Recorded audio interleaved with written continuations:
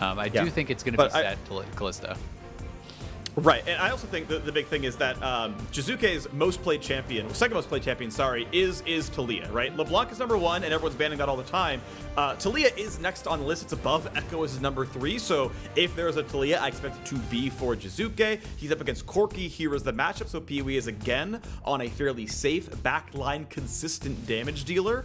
Yeah, I think we keep Sett down there. I like Kalista Sett as a duo for a lot of the same reasons I like Kalista with Taric is you have sort of hard to access team fight crowd control that you can then throw him in to guarantee it. Knock up, walk behind him, face breaker it.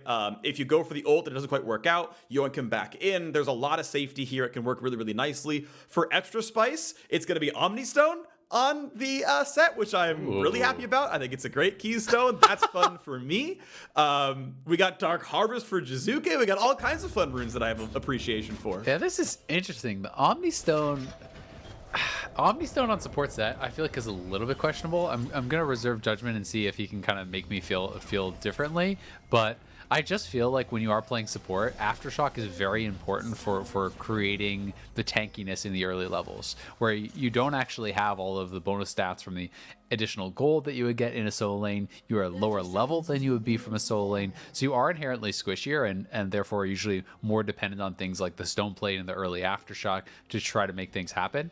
Omnistone, though, can be very useful as far as laning. It's also coded now to more often give you things like Predator when you are basing, so you can Predator back out on the map, look for roams, and do those sorts of things. So will be very interesting. And as you said, the Dark Harvest, also pretty cool coming out from Jiizuke. So I want to see if they can actually find anything, with that, if they can stack it up enough that it really makes a difference.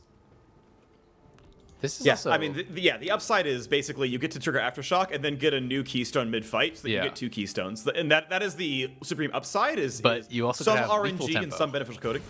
Well, of course, right. and yes, that is the downside, right? Is that like, well, it's Conqueror for Zeyzal, so we can face breaker you and deal 25 more damage with it, which, okay, not garbage. And then you get a new one, and you hope it's better. But yeah, lethal tempo is going to be pretty bad. Dark Harvest everyone's full health can be pretty bad. But yeah, when you Predator into mid lane at level 5 and kill someone, worth it. Very cool. Yeah, so that's why we kind of have to reserve judgment, see how it does pan out. Also, worth noting, I was talking about the tendency of IgNar these last 2 games, how he was actually sitting in that side brush, and at 130, he was actually going forward to then sweep out a pixel brush. This game, EG actually had a 3-man play waiting for that timing and actually checked for IgNar in that side brush, but he had already based. So already EG, very clear that their coaches were paying attention and noticed this kind of trend that I've been pointing out last game, tried to make their own level 1 adjustment to stop it. Oh my god, flashing in level 1. That is a lot of damage. That is Turtle having to burn the heal to get away, and half the health bar dropped off both these guys as well. I don't hate burning Flash for half of each health bar. Yes, they can burn potions. Yes, now it means Zeyzal's an easy target. Pre-6, like, Flash will come back well before he ever gets ulti. So he has Hex Deck Flash, so he can actually go back in there. IgNar's in trouble now. Again. Yeah, he did the exact same thing again. He just Hex Flash on the brush to face breaker. Like, I love this. I love... This is what the inspiration Set of the tree was supposed to do, was cool, creative rule breaking, where you flash out a brush every 25 seconds and force your opponents to recall. I'm in love with this laning phase already from Zeyzal. Dude. Bang, 90% Zeyzal, 10% bang, but it's awesome. We've already got to play it 3 minutes. They're getting proxies. He's doing it again. Jiizuke's here, and IgNar's still level 1. This could be a 4-man play. Look how absurd this laning phase is. Santorin's in, though. Zeyzal had Aftershock, by the way. He's gonna be fine. First blood comes through. Omnistone is undefeated. Omnistone gamer right here, Zeyzal. He is going in. What a start from EG. This bot lane showing they are not to be trifled with. They have been smashing in the 2v2. Jiizuke on the early level 3 roam, but it's a 4v4. They're all here, but it's higher level on the EG bot laners. That is level 3 on Zeyzal, level 3 on Bang, to level 1 on IgNar, level 2 on Turtle. And that makes all the difference in these early levels. That is the difference maker. 25 CS to 5, by the way, so for Bang. I gotta point out something big on this one. When the laning phase started, IgNar was sitting at the blue buff. I don't know if he was leashing or what, but he was nowhere near the lane. Zeyzal and Bang were behind the opposing caster minions 2v1 on Turtle. He missed XP on the first 3 melees. Turtle was zoned out that he missed XP, not just gold, not just less hitting, actual experience the first 3 melees. So he's just like not in lane. The entire bot lane just missed the first like 180 XP in the lane, which is absurdly massive for, you know, breakpoint focused lanes like CC tanks and bot lane. I don't know what forced IgNar to not be in lane to screw Turtle that hard, but that is paying forward as we're seeing already. It could have been him looking for, you know, a sweeper play, right? We talked about those early game plays. Maybe he was looking for a different ward that had been placed to sweep that out, and that was part of the game plan. But this is terrifying now, right? You're going up against this lane, and Zeyzal, you know, is going to keep looking for these Hextech flashes. You know, he has the movement speed on Summoner Usage Rune. He's going to be able to jump in there really, really quickly. And Kalista is one of the best snowballing marksmen in the game. It is frightening to play against these lanes from behind. So Turtle and IgNar are going to have to be playing really, really safe, which means very likely EG can get full priority on these early dragons and can start potentially snowballing this. I mean, Jiizuke and Svenskeren are already running back here. They're getting zoned off the wave again, 39 CS to 16. This is a shellacking in the bottom lane. And shellacking is accurate. It's 3 turret plates at 5.5. EG are smurfing down here. And it's just absurd how screwed FlyQuest are. Okay, Svenskeren maybe gonna be biting up more than he can shoot. Puts up the shield, still gonna be stunned. Here comes the re-engage. Flashes to safety. IgNar's at half, and they're not in turret range just yet. Punch comes through for 140. Call him Captain Falcon, as now FlyQuest forced turret away again, but stay alive out of the turret crucially. And also, Turtle didn't get to get any CS, right? So, yes, that was a messy fight. Yes, I think Svenskeren, it's fair to call that a mistake. He ends up having to flash out and puts his bot lane in this awkward spot. But because they're so much stronger, and because Turtle is having to focus on fighting the champions, not the minions, he's not getting any farm throughout this.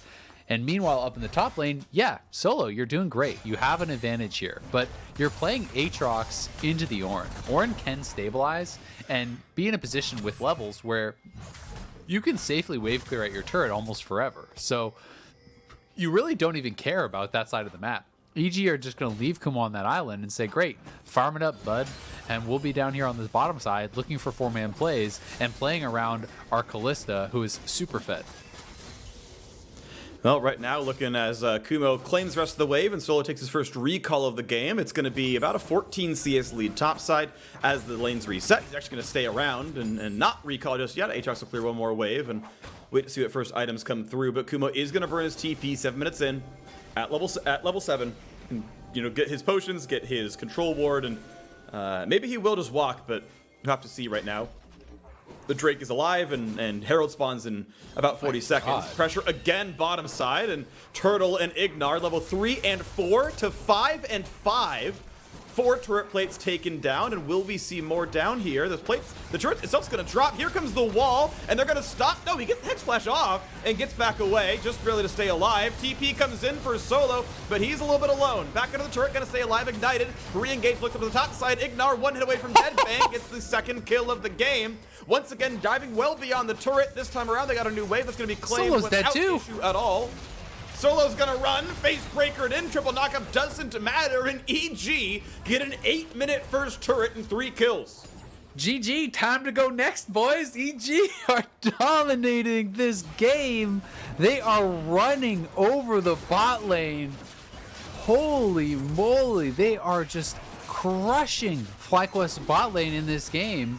Jiizuke is down there every other wave. They stack the wave, they push it up to the turret. Jiizuke has had full mid lane control, pushes in, roams down, and it's these 4-man plays again where, you know, there's nothing IgNar and Turtle can do. This is actually really good by IgNar to pre-channel that Hextech flash to get over. Then the TP comes through, but PoE is not here yet. So it's the 5v4. EG moves away from the turret, so that is not helping them out. And again, these monumental level advantages mean Bang takes down IgNar. Then you go back to the turret, which is incredibly low. That falls immediately, and Solo is always going to die here. Flash forward from Zeyzal, pulls him back in, right into that seismic shove from Jiizuke. Down goes the top laner. As bad goes to worse for FlyQuest. Bang, and Zeyzal now going to be able to swap up to his top side and grab Rift to just keep the snowball rolling. Thankfully for Turtle, if they're swapping, you know, maybe you start to get into a position where you can actually get a little bit of farm. I mean, maybe. He's going to hope he can, because there's a lot of catching up to do right now for FlyQuest. 2,000 gold deficit, and we're likely to see some cash in near the top side. Maybe the mid lane, but I'm not really sure about that one. Either way, one thing I have to do so far is every time Zeyzal gets a really troll keystone, they get a kill.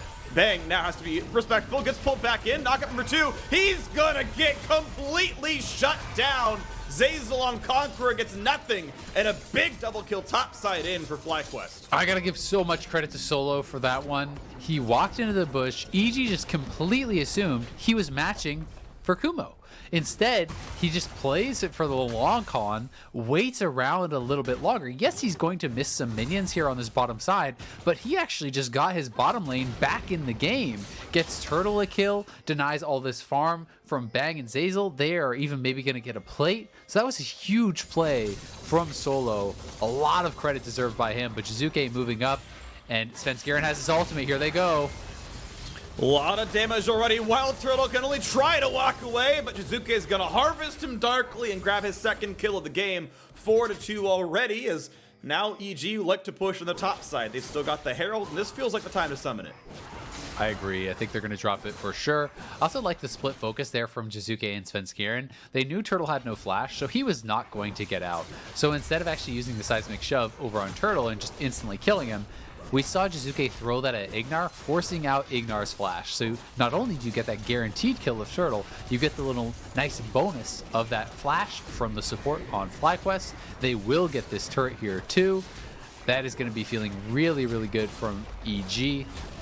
Was a good play from Solo, you know, kind of eking their way back into it a little bit, but EG strikes right back and punches him back down. 2,600 now, the gold difference, as FlyQuest do their best to lick their wounds. And I gotta give Turtle some credit. If you only look at the scoreboard at the bottom, look, it's 14 CS and 1 less assist. Is not that bad when you look at what actually has happened to him in this game and how absurd his laning phase had to be. So I want to give credit where credit is due, that he's done well with a really, really horrible situation. That said, it's still partially of his and his lane mates making, and there is a lot they have to do to catch up in this game. And it's just a low farm game in general, right? It's almost 12 minutes, and Bang, who they've been slamming, he has 70 CS at 12 minutes. That is not an LCS mark. That is not an LCS mark at 10 minutes, right? You know, everyone is kind of very behind the pace because of this style of gameplay, because they are just non-stop fighting. They are charging at their opponents. They're going to drop CS when you're doing that. Jiizuke as well is going to be a bit behind in farm because he was giving up some minions to do these constant roams. So that is something that you have to keep in mind, right? When you're, you know, giving up farm yourself to go for these plays, if you get caught, if you get shut down like Solo was able to do to him, well, all of a sudden you're not so far ahead.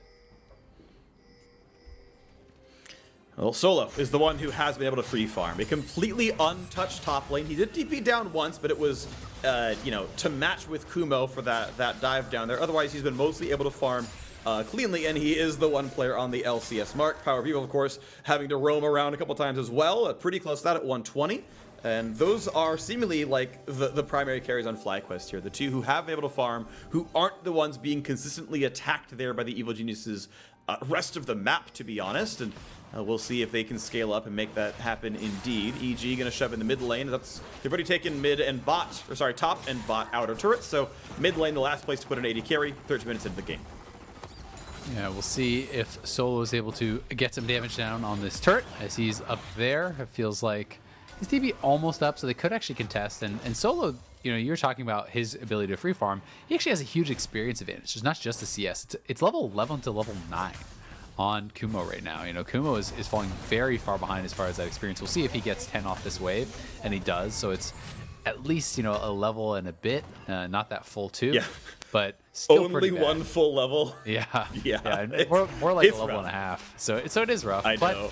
But they will get a second dragon. This is big for them. Plus is great at securing these, and as long as EG keeps pushing the pace of the game, I think they can keep themselves in a pretty good spot. That being said, FlyQuest has some great scaling. You have, this pure tank out of the jungle. You have Aphelios and Corki that are going to scale up very, very well for the teamfight stage. So EG, with their lead, have to keep pressing because Pantheon versus, Sejuani, it's much easier to execute what you need to get done on a Sejuani than it is on a Pantheon. And I believe the same is true for this champion for Jiizuke, the Taliyah versus the Corki also. And even the Aphelios versus Kalista, to be honest. Kalista can be pretty tough team fight. Yeah. Yeah, definitely the case. I mean, good luck dancing around when Sejuani and Nautilus are pretty much constantly in stun setup range. If Nautilus lands a root at all, anything, there's 3 melees to stack up Sejuani passive, and you're just gone, right? Like you're just not doing anything with this one. So, and yeah, again, we mentioned the CS differences, or the CS even accrued in general. It's like, well, yeah, it's gonna be a little harder then for Bang to get, Hurricane and Ruin King and QSS to get out of that stuff when you've only got 109 CS at this point in the game, which is again below the mark because of how the game is being played for pro.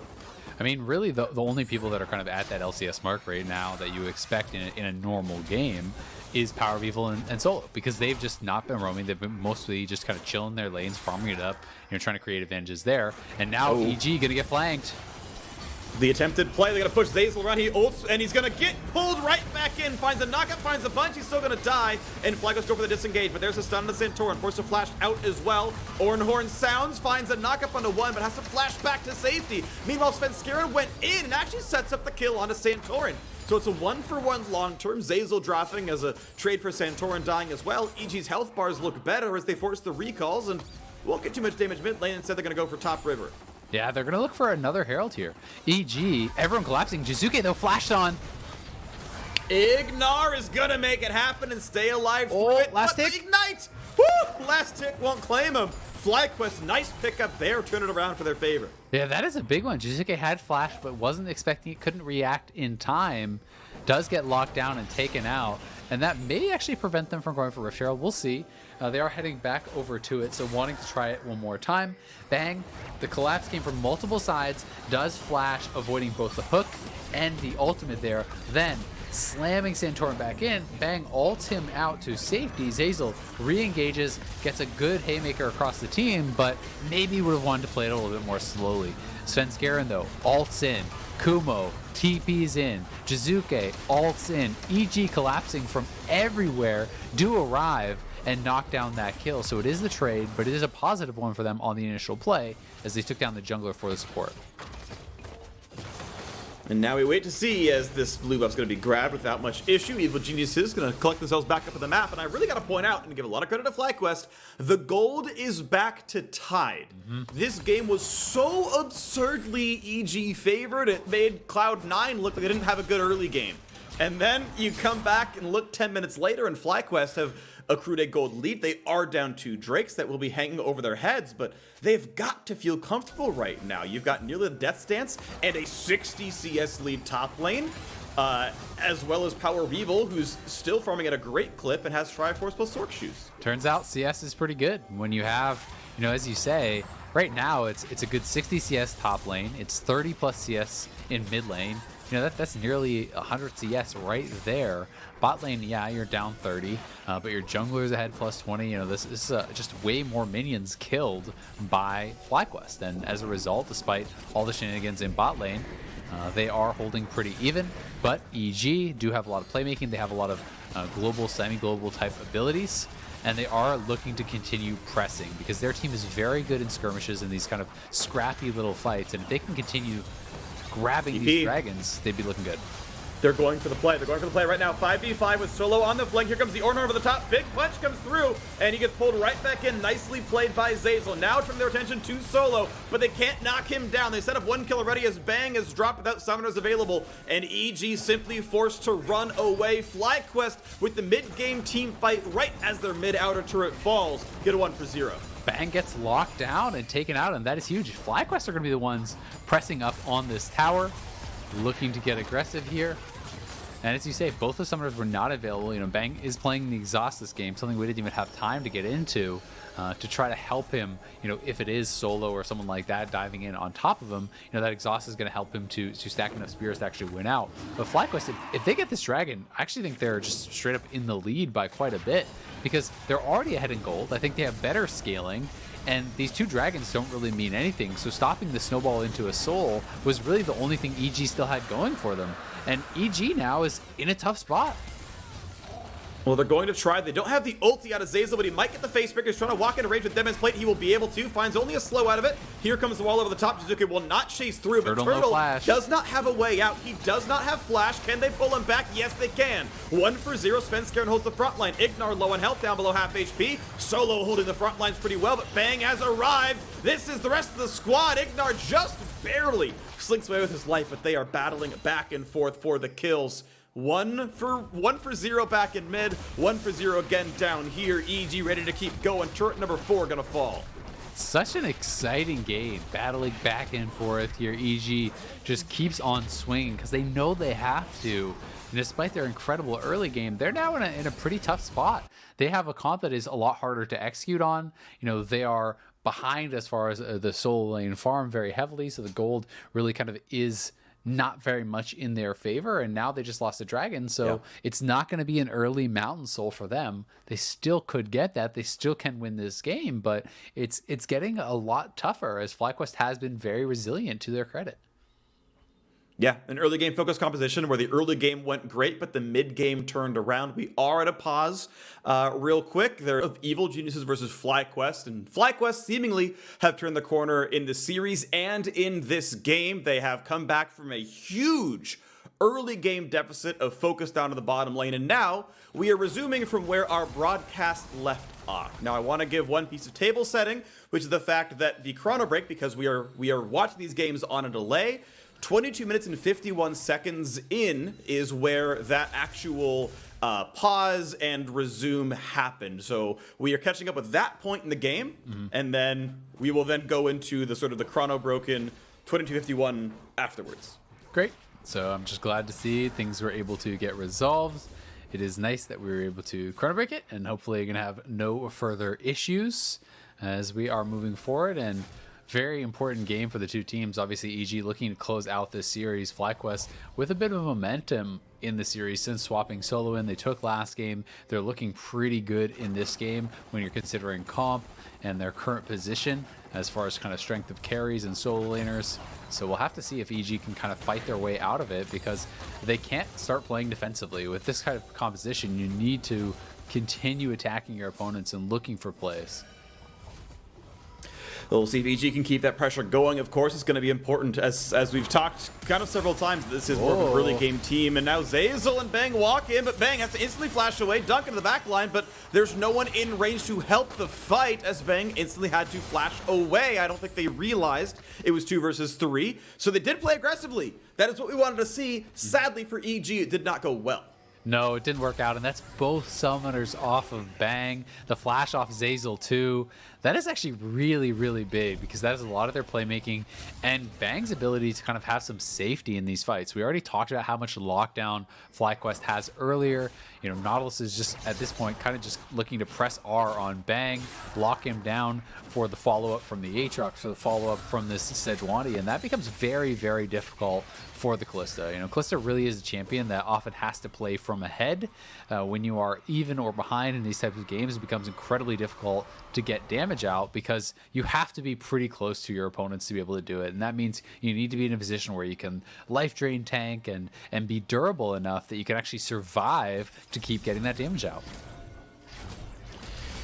All right, well, durability going to be a problem then if you get hit from the backliners. So there's plenty of strong divers here on both these teams. I'm expecting to see some Aatrox TP flanks. I'm expecting to see Pantheon over the back, and Taliyah probably the same. And yeah, good luck being the squishy backliner in a lot of these cases. But items are stacking up, and we'll see how that progresses. It is technically a gold lead to EG, although again, so one thing I do want to point out, and I guess sort of add to. Hold on, we'll fight first. Yeah, Bang and Zeyzal under attack. Bang's in a pretty bad spot, and now we are back into that live state of the game as we have the fight in the mid lane. Bang has managed to survive it. Ulti comes over the top, but can't find any kills just yet. And that is what Rikrano broke too. That's what the transition of video was for. End of the day, though, it means FlyQuest was able to grab themselves the mid outer turret and tie up the goal. Yep, so that is that kind of jerk in gameplay there. The players obviously saw it as normal. We just kind of skipped ahead over that chrono break state. So we switched back video to, feeds basically. Exactly. We're just swapping between observers. So we are good now, and you don't have to worry about that being a bug if you are watching. But FlyQuest not able to complete that pick onto Bang.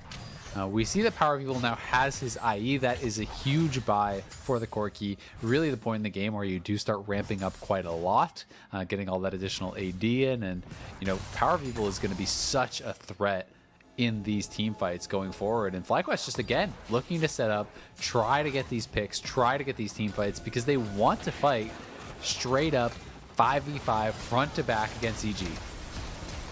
And here comes the attempt. Zeyzal flashes in 4-2, and they're looking for the dive. They've shut down the Corki. They've caught PoE with flash available, and that is a knock-up on a Santorin that should be kill number 2. Dark Harvest stacking up. Zeyzal's chasing forward looking for the next kill, and Turtle again is sequestered off. EG, it's a direct 5-on-5. The front line was there, and they get the backline access anyway. Incredible from EG. They caught PowerOfEvil. They lock him down with the point and click CC, with those stuns, straight into a seismic shove from Jiizuke, and he just got deleted. Then being able to chase down Turtle means they're going to get an easy Baron. FlyQuest, though, is grabbing the Dragon, so while they will have more power now, again, the Soul is being further delayed here as FlyQuest can pick that up. But EG showing that they can make things happen, that they can still find plays and find picks that can lead to teamfight wins. And mid lane tier 2 actually dropped to pure minion pressure as that got chunked out. So you can see the game state. It's grown from a 500 gold lead to a 4,000 gold lead. And EG with the Baron buff, I'm expecting more out of this. Top lane tier 2 is likely an easy target. We might see the attempt to breach an inhibitor turret. And already showing their ability to dive, we may see much more of that. Yeah, that was big, and Kumo now hitting the levels where he can actually start upgrading items for his teammates. He is close to actually finishing his second item, having the Abyssal to upgrade for himself, but he just upgraded the Bladed Rune King for Bang. The Death Cap just now finished for Jiizuke, so when he levels up again, he can upgrade that. That is pretty big for EG. Black Cleaver also waiting to be upgraded for Svenskeren, so Kumo, these next few levels are going to mean even more for him and his team. EG were getting themselves into a pretty tough spot, and you know, really well executed on teamfight. They came up huge, got the Baron, and now back in the driver's seat. We'll see if they can deal very much damage here, if they can maybe utilize Taliyah ultimate to kind of zone people off, and it looks like that is the play they're going to go for here. Try to section off this turret, knock that down, and be able to get access to the inhibitor as a result. Instant. The very first wave. Press R, you're not fighting anymore. Now there's no turret left, but they're gonna go for the fight right now anyway. PoE hit in the backline at a half health, and looks like Zeyzal and Kumo gonna be safe. They're gonna find the double knock. If they won't find the chase down, the route on 4 just simply doesn't matter. EG cracked the first inhibitor. Easy walk away, still a minute and almost a half on this Baron buff is an easy reset, and they can probably attack mid. Maybe not with the ult combo, but with the gold lead. Yeah, at the very least, if they don't think they can crack an inhibitor, they could go top for that top lane tier 2, try to extend the gold lead. But EG executed that so well. As you say, no hesitation. They just immediately dropped the Taliyah ultimate, pushed them off. Jiizuke was able to land enough damage onto PoE to push him out of the fight immediately. Kumo was ulting on top of him, so PowerOfEvil was threatened so heavily he really couldn't contribute in a meaningful way to that team fight, and that just let EG push forward, take down the inhibitor, and continue their march. And crucially, their power is growing. Like, the gold lead obviously is quite nice. 10 stack Magi is also a very efficient item, so Jiizuke on a low number of deaths with some kills has even more AP over the top, which helps assuage the fears of what could be bad scaling. We're not in that case just yet. We're not in the bad scaling part of the game. It was, if the game slowed down, we'd be worried, but EG has made it work. They have found the fights. They got the Baron. They took down bottom inhibitor. Top tier 2 is going to drop. Baron's going to time out as well, don't get me wrong, but Zeyzal is already here. He's flashed in, slowed down, pulled back IgNar. He gets a flash away just in time to stay alive. The turret is is going to drop, though, and at the end of the day, it's a flash for a flash in the supports, and top lane tier 2 is gone. 5,000 gold difference. Well, worth it, though, I think, for Zeyzal, as he's just zoning IgNar off, and Zeyzal actually has a 2-level lead now over IgNar, so, he is getting very threatening in a lot of these fights, and Kumo has now hit level 15. When he joins back up with Jiizuke, he can actually upgrade that death cap for even more power on Jiizuke, who is incredibly strong at this point. If he is able to actually land a seismic shove combo to be set up by Svenskeren or even Zeyzal with a facebreaker, that can be 100-0 on any of these carries. And you can see them trying to sink the wave. Jiizuke sitting there top lane, waiting to knock them down so that mid lane can crash at the same time. But there's the next Taliyah ult, and no one is in range to threaten Bang. Auto attacks come in, put as much damage as you can. Over the wall they go, they find that first stun, and they have pulled back in Zeyzal, but he is tanky. Now FlyQuest might want to move forward. Knockup is found. Solo going to be attacked, but this could be dangerous. But is it really? They pull back to support. That is a shutdown picked up. Aatrox is already gone. FlyQuest's first frontliner is already dead. Now Zeyzal, dangerously low as well. He can't really be part of this fight right now, but a 1-for-0 is still a 1 fight for EG. Yeah, EG are going to be able to take that kill. They can go straight to mid lane because they have a wave there, and supers are on the Nexus towers in that bottom lane. Bang playing that fight very aggressively, but no one from FlyQuest could get through those frontliners, and Turtle whiffs on the Infernum ultimate there. That's going to mean EG can just push forward even more aggressively. A lot of the pressure now on PowerOfEvil. He has his rapid fire, so he's very, very strong if he can get damage out, but just not able to do it. And EG take another inhibitor. All right, between the team fights, basically, they've picked up a couple of kills. They've gotten, a good 3 or 4 turrets and 2 inhibitors dropped down. EG looking great at almost 6,000 gold. And actually, wow, they're going to stay on the map. Look they're going to catch the top lane wave. This is so clever. Yeah, they're staying on the map because they expected that FlyQuest is saying, all right, you're going to base. They think FlyQuest is going to go for the dragon. They are, so EG just charges up here. PoE TPs into a knockup. Solo's gonna flash in for one of those kills. True to his name, knocks down the opposing mid laner, gets rid of almost all the Magi stacks, and crucially, the inhibitor turret just barely lives. They couldn't find the dive on the Corki. This could be the turn of fates now, as Jiizuke's gonna be dead during the Baron respawn. He comes up the same time that Neutral does, and FlyQuest, in control of the map, are pushing EG away into an awkward recall, into having barely enough time to stage a defense of that Baron buff. The Mountain Drake should be a formality, but to be fair, PoE is stuck in base clearing the waves. Yeah, that was a really clever play, I think, from EG, but also a great response from FlyQuest. Basically, from FlyQuest's point of view, you're assuming EG is resetting, so you're charging out to the Mountain Drake. EG know that FlyQuest is thinking that, so then they just run straight to top lane to try to take this inhibitor, but there is a TP response. FlyQuest rotates it very quickly. They're able to defend that inhibitor, which could have been game-ending damage, because if you get triple inhib to have 6 supers spawning every wave across the map, that is so brutal to try to actually hang on against. And now EG still, though, will have map pressure. Bot lane inhib going to be respawning soon. There's no more supers there, but mid lane still does have supers, and that's going to give them pressure to set up around the Baron.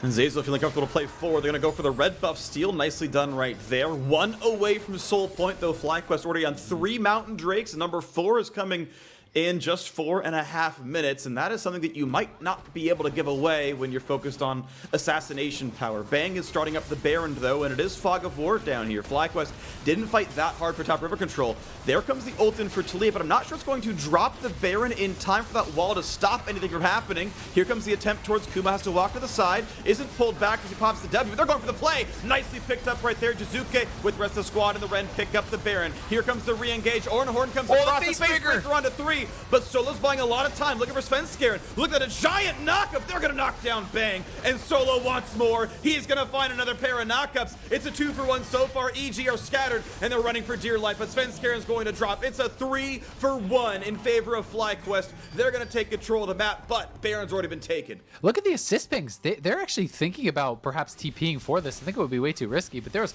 a ton of EG assist pings towards the Nexus there.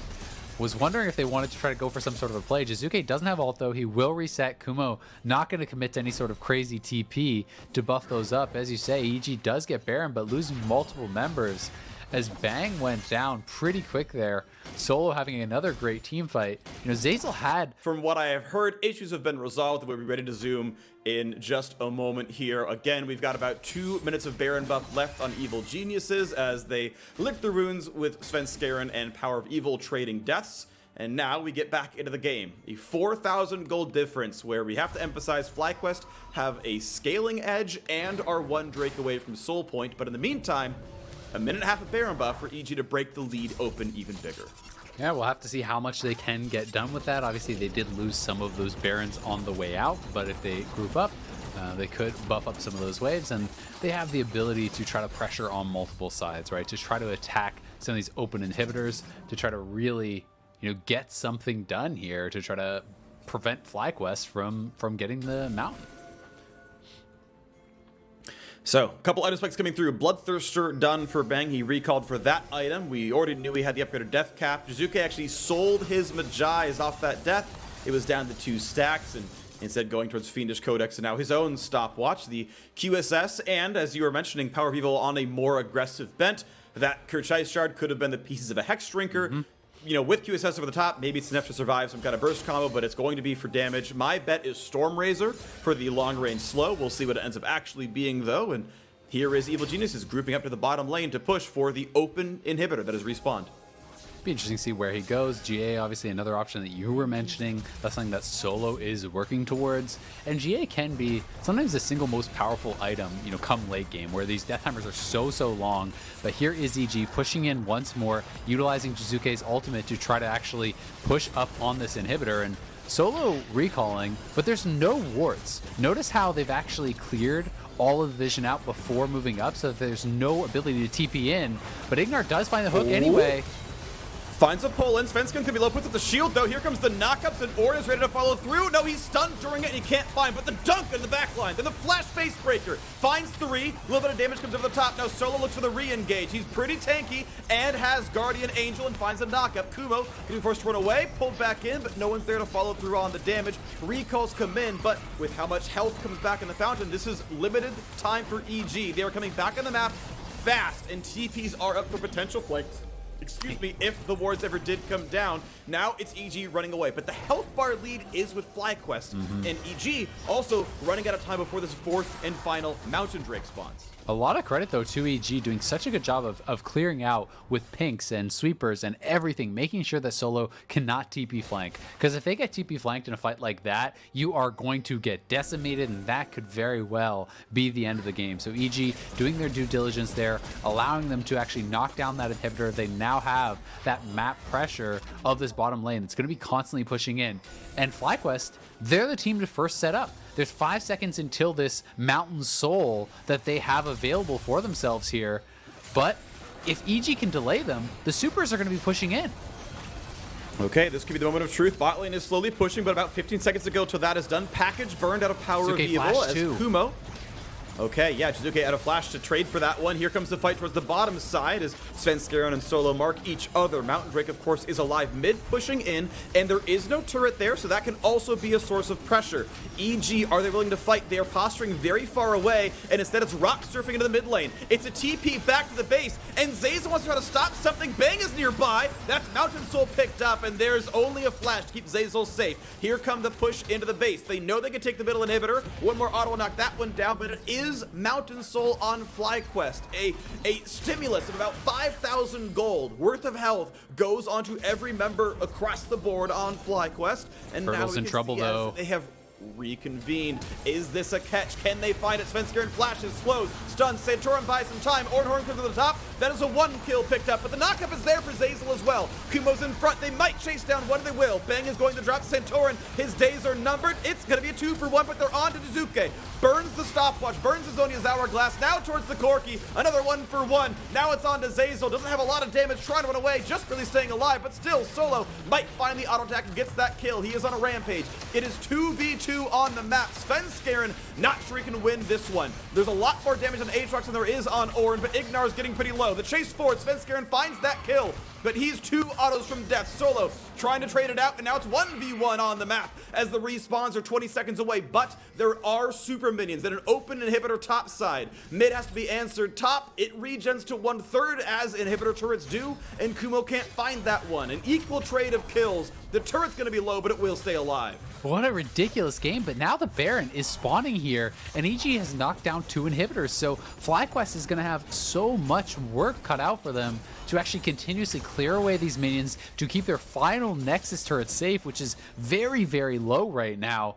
And EG may just continue to try to bait them into these objectives and then go past them. Utilize Jiizuke's ult, utilize Svenskeren's ult, and just try to go for the base, because if you have any minions there with how low that Nexus turret is, you can knock that down incredibly quickly. The AP ratios on structural damage is really, really high. So Jiizuke will be able to kill that Nexus quick if he can get there. Yes, you can. Right now, we're looking at the cooldowns. Quicksilver Sash just comes back from PowerOfEvil. Still 30 seconds on the Zhonya's Hourglass for Jiizuke. That is a window that can be abused by FlyQuest if the game goes too quickly. Solo, TP-less, is over on the right-hand side of the map with Svenskeren and Jiizuke heading that way as well. So EG aren't, I think, seriously considering Baron. I think they're doing it as a bait to try to find the global pressure. Keep in mind, if they catch a wave in the base, they can end the game outright. Yeah, look at Jiizuke. Look at Jiizuke's positioning right now in the bottom lane. They are going for the back door here. He's ulting into the base right now. Double ults going in to seal the deal in this battle. And now it's time to stop the recall. Santorin marks him, tries to stop that, but this turret is going to die. It's on to the Nexus. Turtle and Solo want to stop Jiizuke and Svenskeren. They're going to certainly try. He's pushed back, goes for the knockup, goes for the kill on Jiizuke. Svenskeren against the world, needs one more auto attack and he can't get it. But the rest of the team fight has gone pretty well. It's a 2-on-3. Zeyzal's running past them. Is running for the backline. Kumo's hitting Turtle. Kumo's trying to run. He's going to flash forward. The Nexus will fall, and evil geniuses take the series over FlyQuest. What an ending! That was insane. Jiizuke and Svenskeren go for the backdoor play as expected, but in the chaos, everyone from FlyQuest is trying to get back and stop them. They actually do kill them off, but they lose the fight on the other side as a result, because they are just scattering, and bang, Zeyzal and Kumo able to stroll into the base and close this one out. Against all the odds, against the scaling, against the mountain soul, they do it and take the series 3-1. What an ending. Wow. Wow, wow, wow. What a win. EG found it in their hearts. They found it in the gameplay to use the map pressure to their advantage. They made the play for the inhibitor, got that, used the waves to go for the backdoor on the Nexus, and I mean, the amazing part was the initial backdoor is sort of what won the game. They lost the 2 kills, but the other side of the map went better. That 3-on-3 was a 3-for-0, which means that group worked so well. I didn't get to see all of it myself, but we knew Ornn ult came down. We knew Kalista was clearly able to free fire, and PowerOfEvil, the only carry left on that side of the group, right? It's PoE plus the 2 tanks. Didn't have the damage to deal with Kalista plus everything else, so amazingly well done. They separated the team. They found the fights they needed. EG make it happen. It's a 3-1 win. Yeah, that was really, really crazy. EG definitely deserves a lot of credit for being able to close that one out. It is a difficult position that they were in, you know, given that we had kind of gotten to this state in the mid game around 20 minutes where FlyQuest was actually up in gold a little bit, right? And they had kind of a scaling edge, but EG was able to find some great team fights, utilize that advantage to take the Baron, to break open the base, which opened up the possibility for these late game shenanigans. Because if it wasn't for their earlier success in the game, you can't go for these sorts of backdoor plays, you know, if the base isn't already cracked, right? And that is kind of the advantage that they had from their earlier lead, from their earlier success. So had that not happened, I think this is just a game that results in 5v5s where FlyQuest cleans it up. But also, FlyQuest deserving of some credit here. Solo subbing in. The series got way more competitive. They won that first game. They almost won this second game. So FlyQuest, at least, you know, putting up a fight and perhaps settling on a final roster for what would be their lower bracket game. Right, and so we will see FlyQuest again on Tuesday. They face Golden Guardians, and that is do or die. If you're in the lower bracket, whether because you got 5th or 6th, or you lose in the first round, that is the end of the spring split for you if you lose. So that best of 5 against Golden Guardians will be on Tuesday. Of course, tomorrow we have our Cloud9 versus Hundred Thieves match. The winner of that's going to face Evil Geniuses. That's going to be on Wednesday. We'll get all that sorted out later on. But for more on how EG picked up that 3-1 victory,